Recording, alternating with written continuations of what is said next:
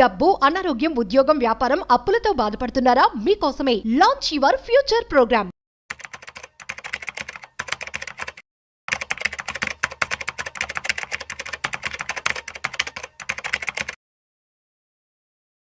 నమస్తే మాధురెడ్డి గారు. నమస్తే అండి. మాధురెడ్డి గారు, ఒక్కసారి బంగారం వెండి ధరల గురించి కాస్త డీటెయిల్ గా మాట్లాడుకుందాము. బంగారం విషయానికి వస్తే 24 క్యారెట్లు 10 గ్రాముల ధర 1,13,300 దగ్గర ట్రేడ్ అవుతుంది. అంటే ఒక గ్రాము 24 క్యారెట్లు 11,330 రూపాయలు. 22 క్యారెట్ల విషయానికి వస్తే 10 గ్రాముల ద్వారా 1,02,000. అంటే 22 క్యారెట్లు 1 గ్రాము ధర 10,200, ఇంక్లూడింగ్ 3% జిఎస్టీ కలిపి మనం మాట్లాడుకుంటున్నది రిటైల్ మార్కెట్ గురించి. సిల్వర్ విషయానికి వస్తే 1 గ్రాము ధర 135 రూపాయల 20 పైసలు. అంటే 1,32,200 రూపాయలు కేజీ సిల్వర్. ఏంటి బంగారం ధరలు ఇంతలా పెరిగిపోతున్నాయి? ఆల్మోస్ట్ ఈ ఒక్క సంవత్సరంలోనే ఈ 7-8 months కి ఆల్మోస్ట్ ఒక 40% వరకు బంగారం ధరలు విపరీతంగా పెరగడం జరిగింది. త్వరలో దీపావళి కూడా రాబోతుంది అండ్ మేజర్ ఫెస్టివల్స్ కూడా రాబోతున్నాయి కాబట్టి ఎలా ఉండబోతున్నాయి అంటే బంగారం వెండి ధరలు? సో హిస్టారికల్ మనం అంటే హిస్టరీలోనే ఎప్పుడు ఇంత బంగారము ఇంత తక్కువ టైంలో ఇంత ఎక్కువ పెరిగింది ఎప్పుడు జరగలేదండి. సో హిస్టారికల్ డేటా తీసుకున్న this is the all time records అని చెప్పొచ్చు ఫర్ గోల్డ్.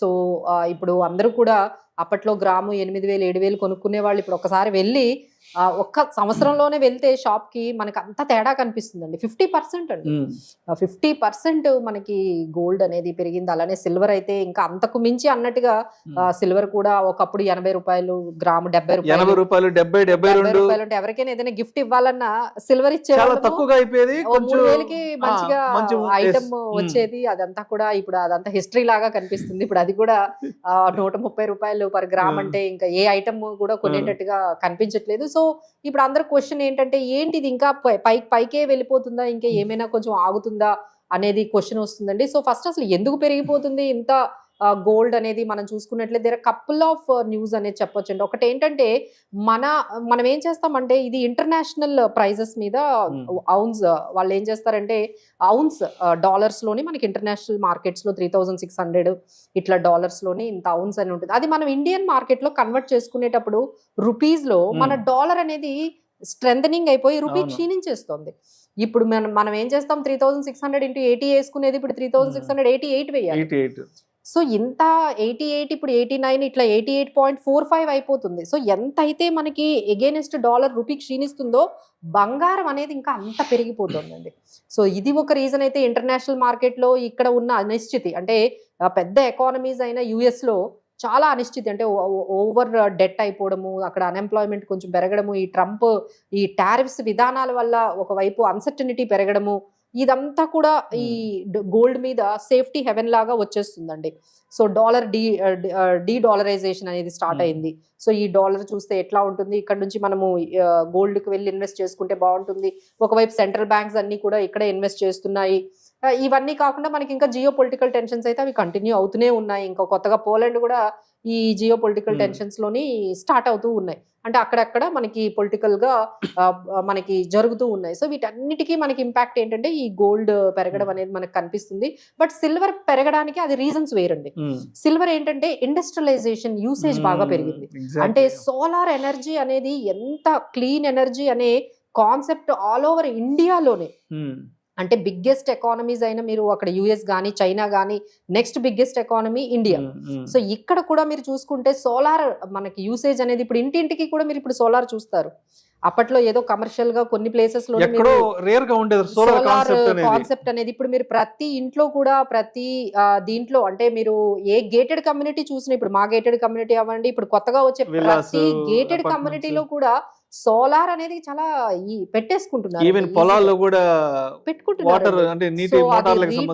రీటైల్ వరకు వచ్చేసింది. అంటే ఇండివిజువల్ లెవెల్ వరకు సోలార్ ని వాడడం అనేది వచ్చేసింది. సో అక్కడ వల్ల మనకి ఇండస్ట్రియలైజేషన్ కన్సంప్షన్ సిల్వర్ బాగా పెరుగుతుంది. ఇంకా ఈవీ అనేది next biggest thing is happening in India, that is EV అండి. ఇప్పుడు ఈవీ స్టేషన్స్ చూస్తే అన్ని చోట్ల మనకు ఉంటున్న ఈవీ కార్లు, ఈవీ 2 వీలర్స్ అంటే మన పెనిట్రేషన్ ఇప్పుడు ఏంటంటే మిగతా మనం అడ్వాన్స్డ్ కంట్రీస్ లో చూసుకుంటే ఈవీ వాడకం 40% ఉంటుంది.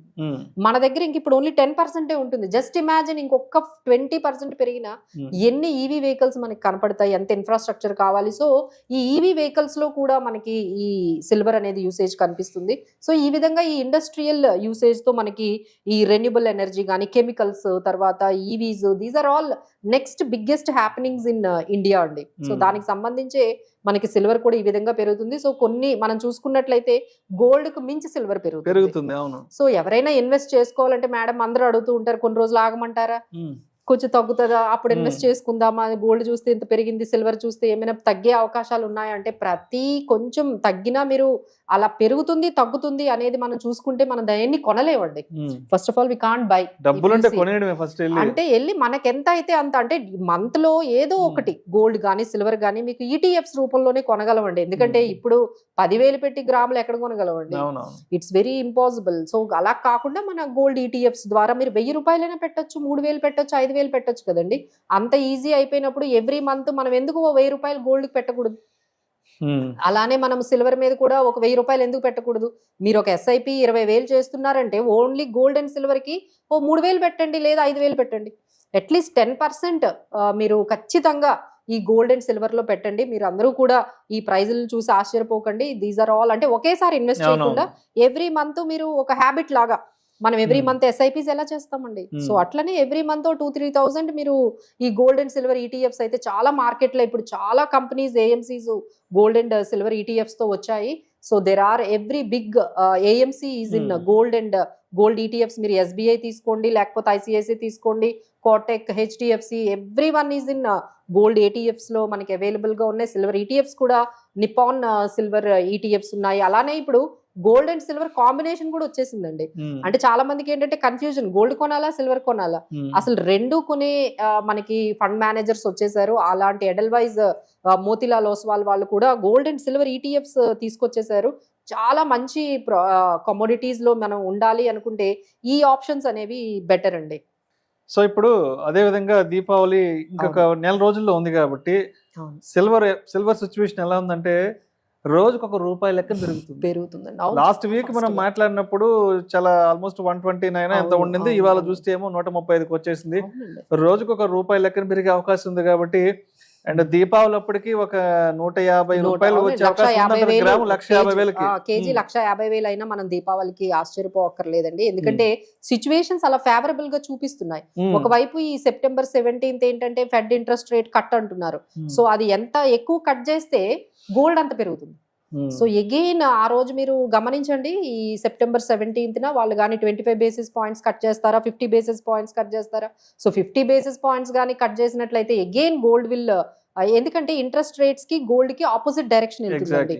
ఇంట్రెస్ట్ రేట్స్ పడుతూ ఉంటే గోల్డ్ అనేది పెరుగుతూ ఉంటుంది. ఎందుకంటే అక్కడ ఇంట్రెస్ట్ రేట్స్ తగ్గాయి కాబట్టి అక్కడ ఉన్న ఇన్వెస్ట్మెంట్స్ అన్ని కూడా మళ్ళీ గోల్డ్ వైపు వచ్చేస్తాయి. సో ఈ విధంగా పెరిగే అవకాశాలు ఎక్కువగా కనిపిస్తున్నాయి. సో చూసి భయపడకుండా ఇన్వెస్ట్ డిఫరెంట్ టైమింగ్స్ లో ఎవ్రీ మంత్ కొంత అమౌంట్ అనేది పెట్టుకోవడం అనేది ఒక హ్యాబిట్యుయేటెడ్ చేసుకుంటే మన మొత్తం పోర్ట్ఫోలియోలో ఇది చాలా మీకు హెడ్జింగ్ లాగా ఈ గోల్డ్ అండ్ సిల్వర్ మీ పోర్ట్ఫోలియోకి యూజ్ అవుతుందండి. Right. Thank you so much Madhavi Reddy గారు. వచ్చే దీపావళి నాటికి బంగారం వెండి ధరలు ఎలా ఉండబోతున్నాయి, ఏంటి కొనాలా వద్దా అనుకున్న వాళ్ళ యొక్క ఆలోచన ధోరణి ఎలా ఉండాలి అనే దాని గురించి చాలా చక్కగా మీ ఆన్సర్స్ తెలియజేస్తారు. Thank you so much madam.